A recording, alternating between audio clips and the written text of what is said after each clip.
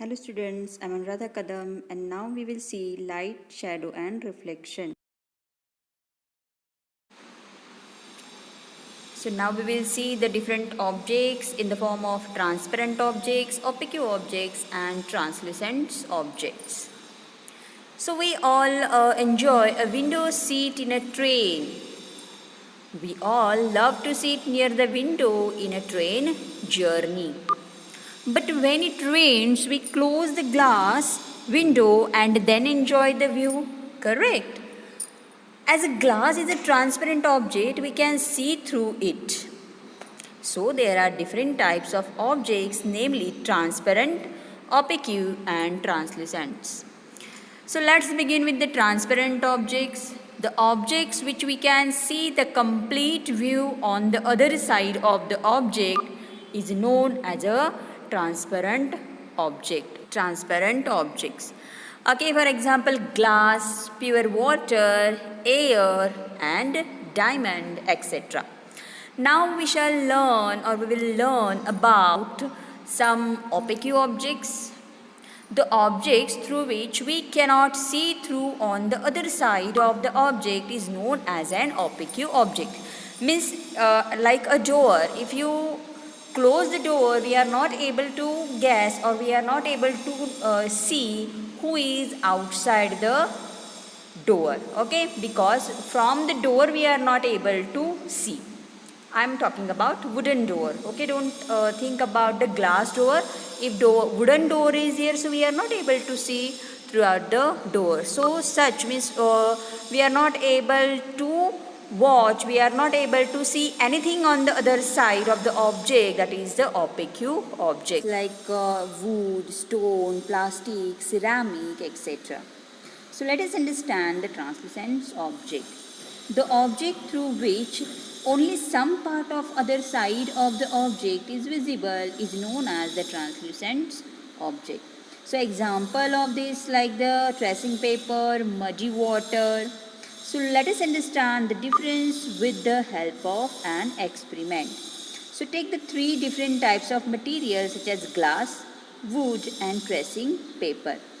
Switch on a bulb. Now try to look at the bulb through this material. It is observed that through the glass the light is completely visible. When the light is observed through the tracing paper, the bird image of the light is observed, and through the wood no light is visible. Now we will differentiate the objects based on the observations of this experiment. The object that allow light to completely pass through it known as transparent object. The object that allow the light to pass through it partially is known as a translucent object, and the object that does not allow the light to pass through it is known as the opaque object. So just we will take a look. The object that allow light to completely pass through it is known as an transparent object. The object that allow light to pass through it is partially. Now we will just see what exactly are shadows. So I can see only light where there is a light, but when light shines on me. What am I? The answer to this puzzle is I am a shadow. What is as big as an elephant but weighs nothing? It's shadow. Correct. So see this just funny video that we see shadows almost every day, but we even thought. Okay, so what shadow are and how are they formed? So see here the little child is afraid of his shadow or of her shadow only. Okay, so just we will learn about the shadows. A shadow is nothing but a dark patch that is formed when an object blocks a source of light. When light falls on an opaque object, it obstructs the path of the light and won't let the light travel further. So here, through this diagram you are able to see, this is the piece of opaque object by which what happened, this opaque object is not allowing the light rays to pass. So in that patch only there is no any light, that is nothing but the shadow. If we place a screen behind the opaque object, then this dark patch is visible. This dark patch is nothing but a shadow. For a shadow to form, three things are must. They are a source of light, an opaque object, and yes, to get this shadow, we require a screen. It may be any floor or any wall, or you can place the proper screen.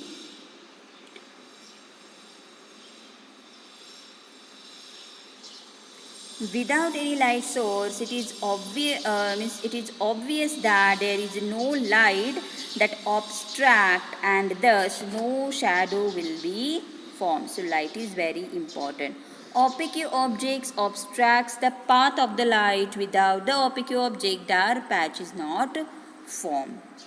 When light is not obstructed, no dark patch is formed. That is why only opaque objects can form the shadow and not any other material. Other materials such as the transparent and transparent objects, they are allowing the light to pass through them, and so they do not form the shadows. Finally, a screen must be there to cast a shadow. Without a screen, we cannot see the outline of the dark patch. Thus, without screen, we cannot see shadow. Just like our shirts, we can actually get different sides of shadow. The size of shadow depends on the distance of sources of light from the object and on the angle at which the light rays fall on the object. If the source of light is right above the object, then the size of the shadow formed is very small. If the light source makes a small angle, then the object projects a short shadow. If the angle increased, then the length of shadow also increased. If the source of light is closer to the object, a larger shadow is formed than the source of light is far away from the object. So here you are able to see, as the distance increased, as the light source is closer to the object, we are getting the bigger and bigger image of that of the doll or of the showpiece. See, larger shadow we are getting that when the toy is kept very close to the light. Smaller shadow when the toy is further from the light, and very tiny shadow when the toy is long away from the light. So just see the shadow of the human body. So can we identify the objects from the shape of the shadow? Yes, this is the shadow of the human body. You can say it is a boy or a girl, but mostly we are saying the human body. So, no, sometimes shadow can give information about the few objects, but we cannot surely identify the size of the object from only their shadows. So, here you are able to get the correct answer.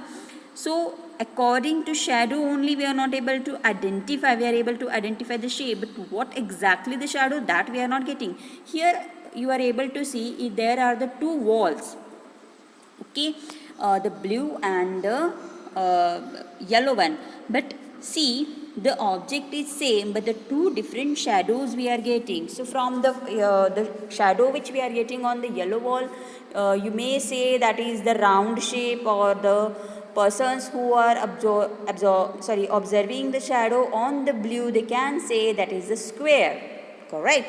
So yes, sometimes the shadow can give correct information about the object, but sometimes the shadow is not able to give the correct information. As here you are able to see, sometimes shadow can mislead us about the shape of the object. So many times you have done this activity that with the help of your hands you are making the shadows. So you are aware this we can get the different kinds of shadow with our hands.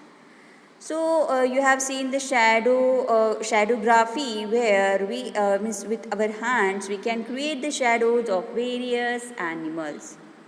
So next time try out the shadowgraphy by yourself. Now let us take just a revision that shadows is a dark patch formed when an opaque object obstructs the light. Now a shadow means for a shadow to form we need a light source, an opaque object and a screen. The size of shadow depends on the distance of source of light from the object and on the angle at which the light rays falls on the object. Using shadow. In movies, we have seen that people find the directions and time with the help of shadow. So, sun clock at Jantar Mantar in Delhi is used for calculation of time with the help of shadow caused by the sun.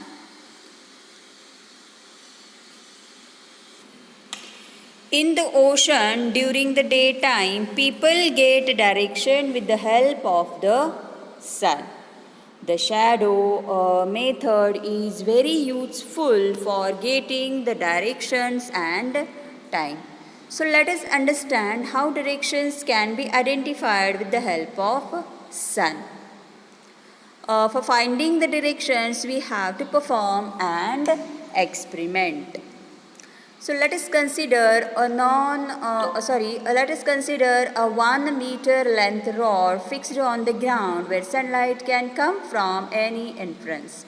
When the sun rises in the morning, mark the spot where the rod casts its first shadow. This shadow will point towards west no matter where we are on the earth, because we know sun rises in the east. We are getting shadow to the west. Now again mark the end point of the shadow after 1 hour. On joining, so just learn something more about the shadow and the eclipse. So when we go out on the sunny day, we observe that our shadow. Uh, can we see our shadow in a dark room? No. We already learned that to cast a shadow, we require the things like the light source, an opaque object, and a screen.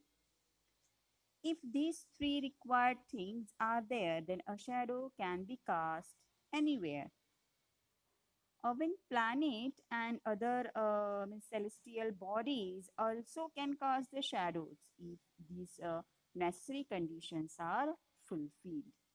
Best example of this phenomenon is the formation of the eclipse. So you are aware the solar eclipse and the lunar eclipse. In solar eclipse there is a moon in between the sun and earth, and in lunar eclipse there is a earth in between the sun and the moon. But they three should be in a straight line. During the solar eclipse, the moon is positioned between the sun and the earth. So here you are able to see how the shadow is formed on the earth, as earth now working as a screen to get this shadow. Now, moon is an opaque object and obstructs the light coming from the sun. Because of this, moon's shadow fall on the earth. Here, earth act as a screen for the moon's shadow. Whereas during the lunar eclipse, the earth is in between the sun and the moon. Earth obstructs the light from the sun and its shadow is formed on the moon, and we cannot see it. Thus, during solar eclipse, moon casts a shadow on earth, and during lunar eclipse, earth casts a shadow on moon. Isn't this interesting? So always remember that by just having a source of light and opaque object and a screen, shadows can be cast anywhere. But if any one of them is missing, then shadow formation is not possible. So that's all.